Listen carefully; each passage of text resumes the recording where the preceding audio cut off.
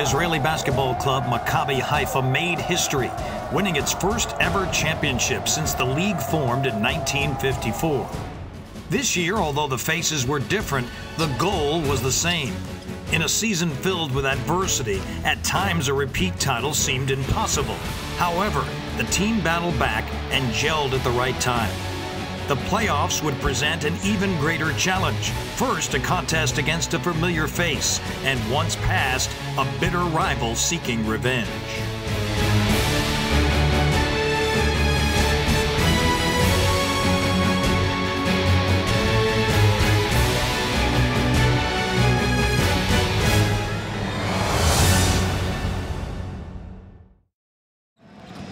With 3 wins in 4 games to end the season, including victories against top teams Maccabi Tel Aviv and Hapoel Jerusalem, Maccabi Haifa would lock down the 3 seed headed into the playoffs, ending the regular season with the best record in franchise history at 18-10.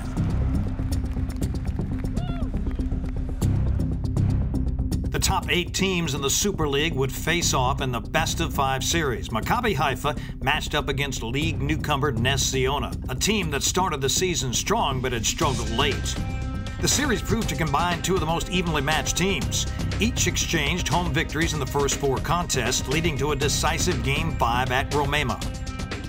It was back and forth through 4 quarters. Then with 5 seconds to go, the scare of their lives as Haifa turned the ball over, leading to a Knowles game-winning shot that rimmed out to send the game into overtime. In the final seconds, Ness Ziona would have the final possession, but once again the shots did not fall, and Maccabi Haifa had their 68-67 victory and a ticket to the semifinals against Hapoel Jerusalem. The thrilling series may have been the boost Haifa needed to propel them further.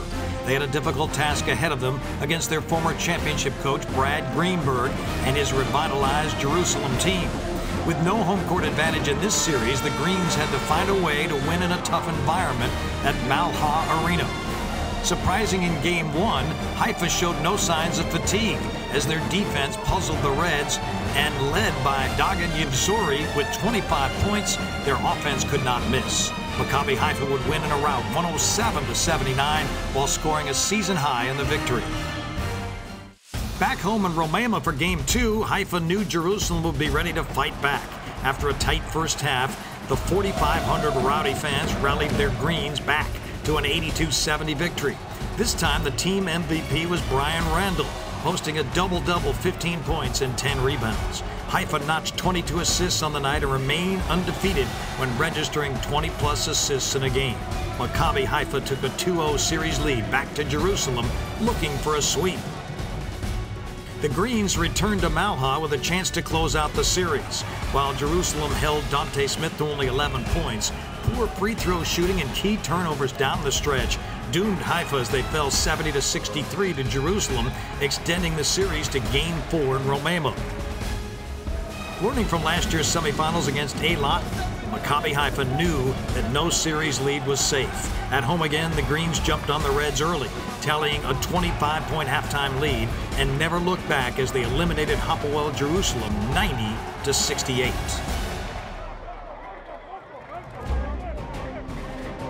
Most Maccabi Haifa basketball fans will tell you they never expected to win a championship, let alone advance to 2 consecutive Super League finals.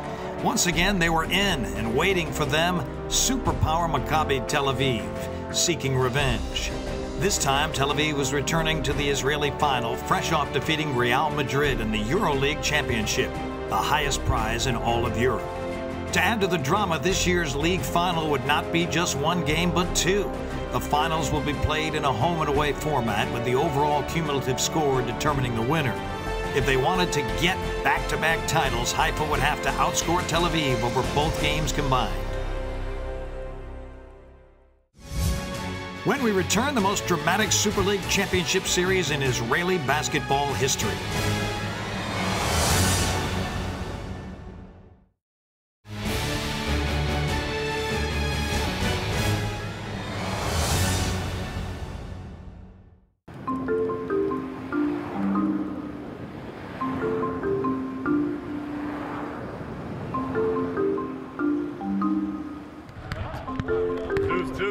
It was finally here, the Israeli Super League Championship.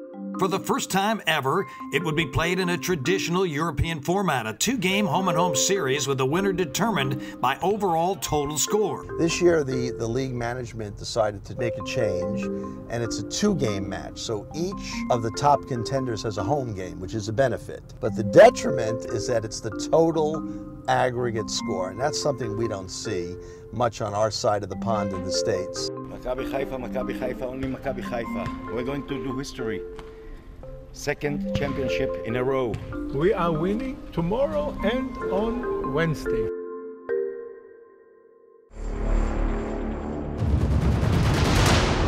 For the second year in a row was underdog Maccabi Haifa against Israeli juggernaut Maccabi Tel Aviv. Maccabi Tel Aviv is always a solid team. It's the biggest budget team. It's been the class of our league. This season's unique in that Maccabi surprised Real Madrid, Chelsea, and Barcelona and won Europe. We're playing the European champions. The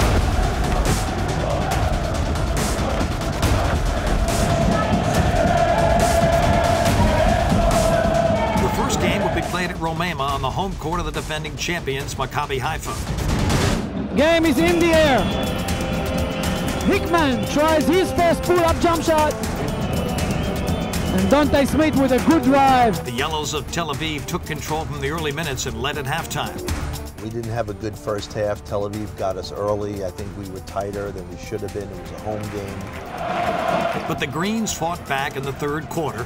Dante Smith carried the team with 29 points and 8 assists, while Brian Randall complimented with 27 points. However, Tel Aviv's Tyrese Rice responded with a game-high 30 points, and Haifa could not take a lead. In this game, we had a lot of opportunities. A lot of key guys had good shots.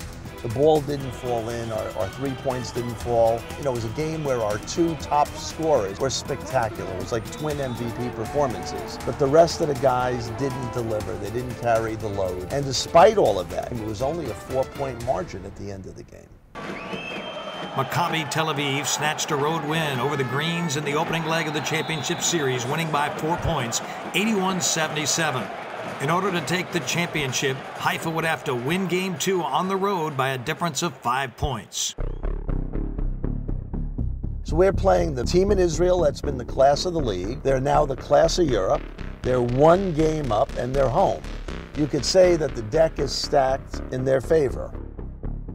It all came down to this final game at Nokia Arena in Tel Aviv, where the home team has a commanding record in championship wins.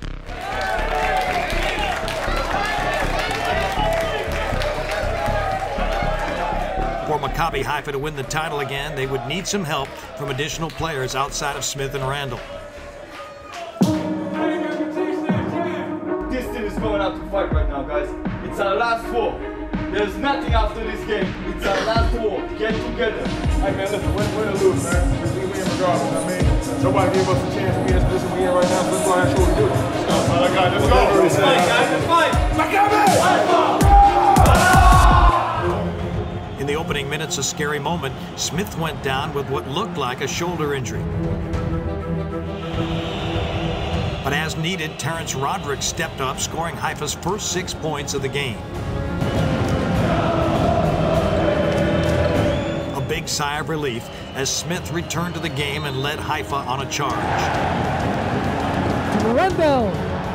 Oh! I mean, Dante has put us on our back for crying out loud. He dislocated his shoulder the first play of the game. And he comes back, puts on a heroic performance. Hickman with the ball. Dribble, dribble, dribble. Driving all the way. Oh! Tel Aviv would build a lead, but Ben Rice hit an incredible deep shot before the quarter buzzer to cut the lead to 1.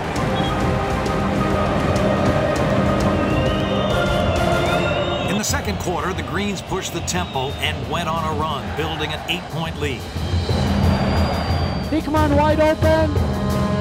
Tel Aviv went on a run of their own, but Dante Smith hit a floater. Attacking very strong to the rim. Then Tel Aviv proved why they are one of the deepest teams in the world. 6, 5. As Joe Ingles came in and hit a 3 at the buzzer to put Tel Aviv up 38-37 at the half. Maccabi Haifa was in a familiar position a year ago, down by only 1 at halftime. they were not going to panic yet. Public wide open! They returned in the second half of the big run to take their biggest lead of the game, 54-46. But Tel Aviv answered again as Ingles and longtime Tel Aviv star Guy Panini tied the game with three-pointers. The Greens would end the quarter with a 59-56 lead, but they knew a three-point lead was not enough yet. Once again, in order to take the title, Haifa needed to win by 5. To start the fourth quarter, Maccabi Tel Aviv went on an 8-0 run.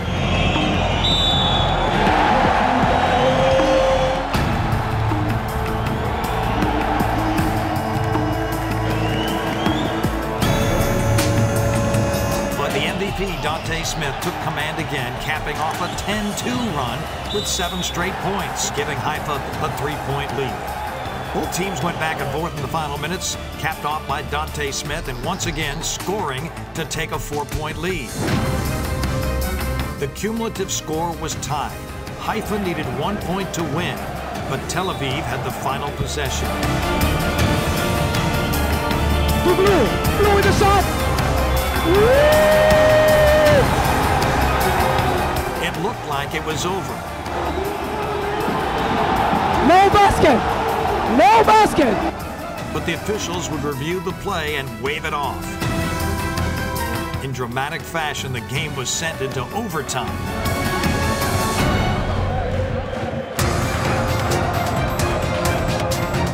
Just as the entire game went, both teams exchanged scores in overtime. Haifa maintained a 2-point lead, but the magic number was still 5. With seconds left, Dante Smith had the ball in his hands. Dante Smith, 10 seconds. Will he take the 3-point shots? What he will do?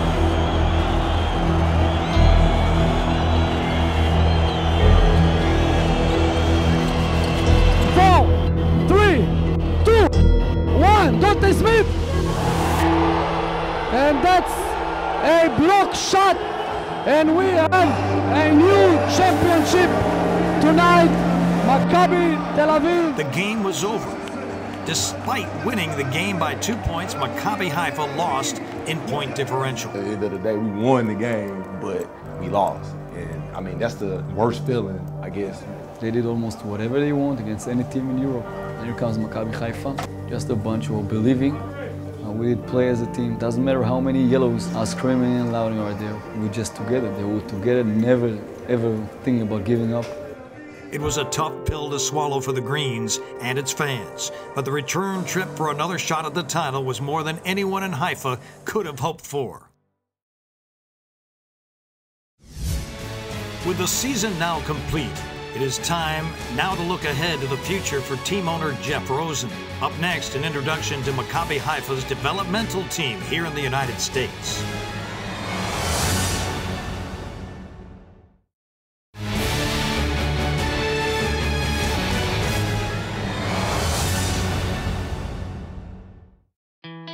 Now that the Israeli Super League season is over, Maccabi Haifa looks to the future. Every off-season, we go through our year-end analysis. We evaluate our players and coaches, which is something we do every year, and we decide, on maintaining the coaching staff or making changes. And then after we reach a conclusion with the coaching staff, we then integrate the coaching staff with our scouting staff. Our scouting staff tends to be mostly based in Miami because we're a US-based company. So we use the Israeli personnel and our coaching staff, which is European-centric, with our American staff out of Miami, which is more US or North American. And we mix and match and evaluate the players that we would be adding to the team. Jeff Rosen and his staff start their off-season with something never done before in Israeli basketball history. The Miami Midnights was founded as Maccabi Haifa's developmental team right here in the U.S. The Midnights will debut in the Florida Basketball Association in a 5-team professional summer league. We're pretty excited. It's our first year with the Midnights. It's a kind of a north-central Florida league, professional league, similar to the ABA. Our goal here is to train players for Israeli 2, for Europe and South America, and to hopefully find maybe 1 or 2 candidates from Maccabi Haifa. We're not sure we'll get them in the first season, but we're pretty sure and by the second and third year we'll be able to prospect as many as 2 players. And these would be guys who come through our system, much like baseball's AAA and then pro, where they're in your system, you're training them, you're working with them, and then you bring up, you know kind of what you're getting. And they know the management, they know the character, they know the city a little bit. So we're trying to develop the players, we're trying to, enhance them. We also have an adjunct sports agency offered the team. So we realize that not every player can go to Maccabi Haifa, but we intend to field those players on other teams, perhaps Israeli too, and Europe as well. Since the Jeff Rosen era, which began in 2007-2008, Maccabi Haifa has changed the face of Israeli basketball. Over the past 6 seasons, Maccabi Haifa has reached the State Cup Finals or Israeli League Finals 5 times, including 2 State Cup Finals and 3 Israeli League Finals, winning the franchise's first ever championship in the team's 60-year history last season over Maccabi Tel Aviv. In the last 6 seasons, we've enjoyed 3 runs at the crown here. It's very satisfying. We had to start from scratch. There was no foundation here. When we started in Haifa, it was a shell. It was a name, and there was no organization, no team. And we were granted rights by the league to rebuild and recreate a team. We have a new arena. We've accomplished a lot in our 7-year journey. And so it's very satisfying on an overall basis what we've done. Coming up, a conversation with league MVP Dante Smith. And as some leave Israel to head back home, the players share some memories of their time in Israel.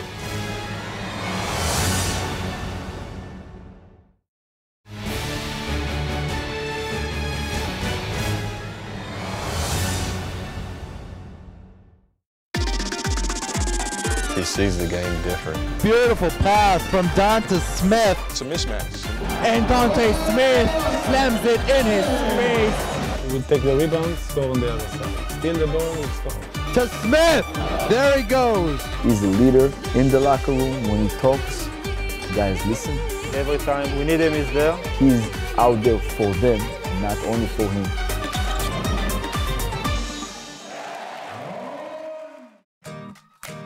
Dante Smith is no stranger to playing abroad, and it seems everywhere he goes, championships follow. He helped lead Maccabi Haifa to 2 consecutive title games in both his years in Israel, while winning it all for the Greens for the first time in franchise history 1 year ago. Last year before you came, thought you were going to win the championship? I didn't at first, maybe until after we played, was it Maccabi in the preseason? And after that, I said to myself that we was going to win, but nobody believed me, so. This season, Smith was named Super League MVP, finishing in the top 10 in the league in 4 different statistical categories. Dante is one of the best players that ever been here, not only in Haifa, in Israel. He can do everything. He can score, he can pass really well, he can defend, he takes rebounds, he steals the ball. The problem is for other teams is he can do everything extremely well. So their preparation is somebody else's gain on this team. One of the best things about Dante is even when you stop him, you're not really stopping because he's always going to find the open man and can finish game with 14 assists. It's like he's playing chess. He sees 5, 6 plays in advance every time. Through the course of a game, you adjust to how they're guarding you. Sometimes they make you spin baseline or this and that. So I just got to adjust during the middle of the game and just to see how they're playing me and see who I can make the pass to the right play or make somebody else make the right play. His strength is he's such a dominant player at multiple positions. It's hard to scout. It reminds me this guy LeBron James, who is a legend, and he's looking to the basket, and I can see his mind working like which way I'm going to get there. Dante Smith is more or less the same. He's standing with the ball and he's looking, and I see the brain is working and he's thinking how I'm going to use the puzzle now. He decides, and that's it. He's a mismatch in this league, no doubt about it. And I'm grateful and very happy that he's on my side. The second season, everybody here will probably know that talking about you as an MVP of the league, ridiculous numbers. You are the main threat of the team. How is it to deal with double teams, triple teams? Not difficult at all. I mean, it's easy for me because I don't have a problem passing the ball. So I was a point guard at one point in time. So from a point guard to a forward man. So I mean, it's just one trait to stick with me. So what, for you, it's more important to win and not. It's all about winning. I can care less about a stat. I can care if I can have 8 points, and as long as we win the game, I'm happy.